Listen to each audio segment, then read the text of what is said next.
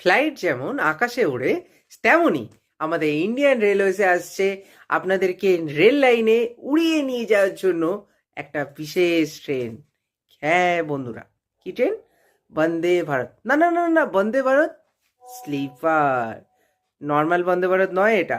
আর এই হলো বন্দে ভারত স্লিপারের ফার্স্ট আউটার লুক আর inner look, third AC, second AC and first এসির।